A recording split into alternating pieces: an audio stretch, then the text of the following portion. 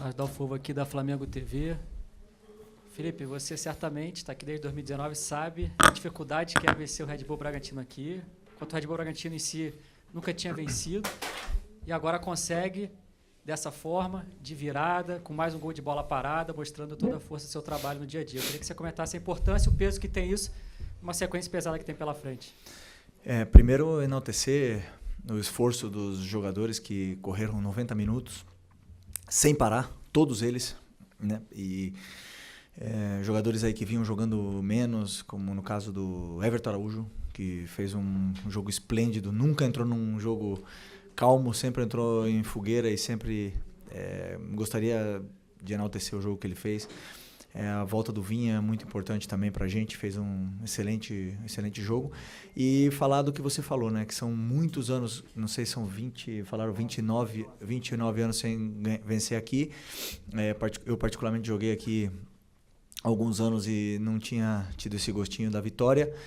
Então, foi uma vitória muito difícil, até mesmo porque é um time muito bem treinado, um time que pressiona muito bem, que se defende muito bem, que não te deixa espaços, um time que sofre pouco no campeonato. E vimos isso nas análises, um time que sofre muito pouco, muito pelo que eu falei antes do jogo, pelo Seabra, pelo grande trabalho do treinador que tem, além dos jogadores. E isso nos dá muita força para sair daqui com essa vitória, com esses 3 pontos e com uma atuação onde eu até agora não tinha visto nenhum time fazer aqui dentro do estádio deles. E ainda tem mais uma coisa, né? O Cruzeiro não conseguiu vencer. Então, essa vitória, eu vou te falar a verdade, depois que o Flamengo empata o jogo, eu já estava pensando assim, pelo menos um empate honroso, né? Tava com o Cadu. O Cadu falou, não, mas nós vamos ganhar o jogo. Eu falei, eu também acho que dá para ganhar. Aí sai o gol. Aí eu olho a tabela, fica 1 ponto do Cruzeiro. Dá uma recuperada e psicologicamente dá mais força na caminhada, né? Então, é um campeonato muito longo, né? E a gente sabe da força que tem o Cruzeiro, do Palmeiras, dos times que estão na parte de cima da tabela. E o Bragantino é um deles, né? Que está nessa parte de cima da tabela. Mas, por exemplo, como você bem falou, quando empatou o jogo, a primeira atitude dos meus jogadores foram buscar a bola, botar no meio e pressionar novamente o Bragantino para poder virar o jogo. Isso fora de casa, isso porque eles sabem que estão no Flamengo e sempre temos que tentar vencer. O empate não vale. Então, com essa atitude, o time continuou jogando, continuou botando a bola no chão e as chances começaram a vir cada vez mais e aí conseguimos fazer o 2º gol numa grande jogada. Felipe, boa noite, parabéns pela vitória histórica. Queria que você falasse 3 personagens do segundo tempo. Matias Vinha, que volta de uma lesão gravíssima no ano passado, entrou e deu um outro dinamismo à equipe. O Alacian, mais uma vez, entrando muito bem e sendo decisivo. E o Wesley, até podendo passar para a gente, né, se já tem alguma definição com relação ao jogador, que já tem uma negociação em andamento com a Roma, existem especulações a respeito até mesmo de seu substituto, e faz o gol importantíssimo, um gol que entra para a história do Flamengo, nesse confronto com o Red Bull Bragantino. Bom, primeiro do Vinha, eu queria ter colocado ele de titular hoje, era meu pensamento de começar com ele, mas até conversei com o Arrascaeta antes do jogo e disse, né, que se eu começasse com ele, eu ia ter que tirar com 60 minutos, porque é um jogador que está, como eu falei na outra coletiva, 10 meses sem jogar 90 minutos. Então, preferi usá-lo no segundo tempo, onde o jogo já estaria mais aberto, onde poderíamos explorar mais essa força que ele tem, né, de ataque. E agora, confesso que entrar do jeito que ele entrou depois de 10 meses, né, não esperava que fosse acabar com o jogo do jeito que ele fez, né? Então, estou muito feliz por ele, mas não é nenhuma surpresa, não. É só você ver como ele treina, como ele aquece, como ele se prepara, como ele é o primeiro em tudo, como ele acaba o treino exausto. Então, isso o futebol te devolve. O Wallace é um jogador...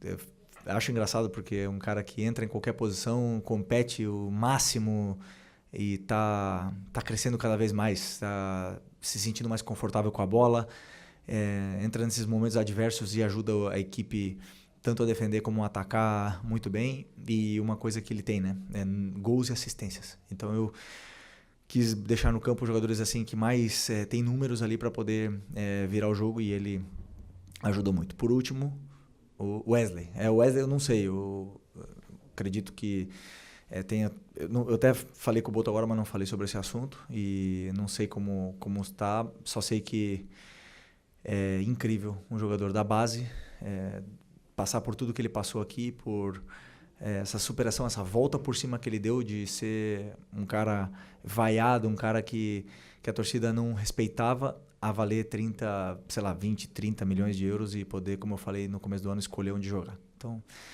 mérito dele, ele trabalha muito, ele buscou, ele acreditou, e se realmente for assim, ele for concretizado, só tenho agradecimento por tudo que ele fez pela gente, e que seja feliz sempre.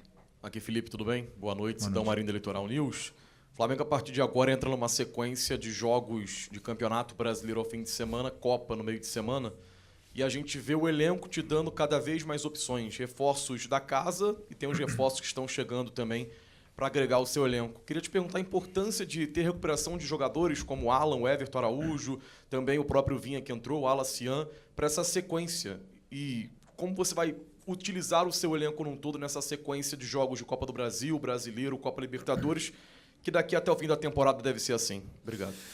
Bom, eu como falei no outro dia, eu confio muito nos jogadores, no elenco que eu tenho, eu confio muito na qualidade que eles têm, e sempre disse, né, que não é nenhum peso para mim falar que para mim são os melhores. Eu sei que eu coloco uma responsabilidade em cima de mim, mas eu não tenho problema em falar isso, porque é o que eu sinto. Eu vejo eles todos os dias, como eles treinam, como eles se comportam como grupo, e eu não tenho dúvida disso, né? E por mais que sim, são muitos desfalques, a gente vem com um elenco curto, mas são jogadores muito competitivos, e a gente pode suprir bastante essas baixas aí, essas faltas de jogadores como o Eric, como o próprio Nico, como o Alan, jogadores importantíssimos, né? Os dois laterais que vocês já sabem bem, então esses jogadores, como são tão competitivos, faz com que a equipe compita onde vai, e sempre possa lutar pelos 3 pontos.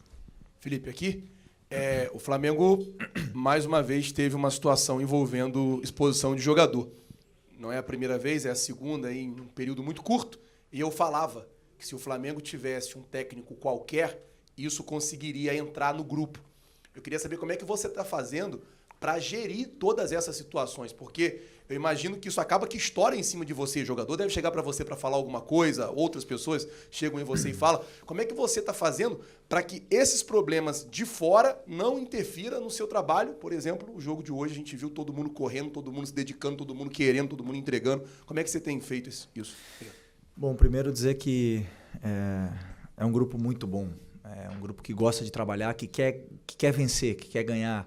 Eu lembro muito quando vinha o treinador, eu era jogador ainda, e o que mais a gente queria era treinos chatos, treinos que nos dessem soluções para poder vencer, né? A gente esse grupo não era um grupo que gostava de rachão, de treino divertido. Eu queria sempre o caminho para a vitória. Então, como eu também fazia parte desse grupo, eu sei da força que eles têm, quando eles se unem, da força que eles têm, e essas coisas externas machucam.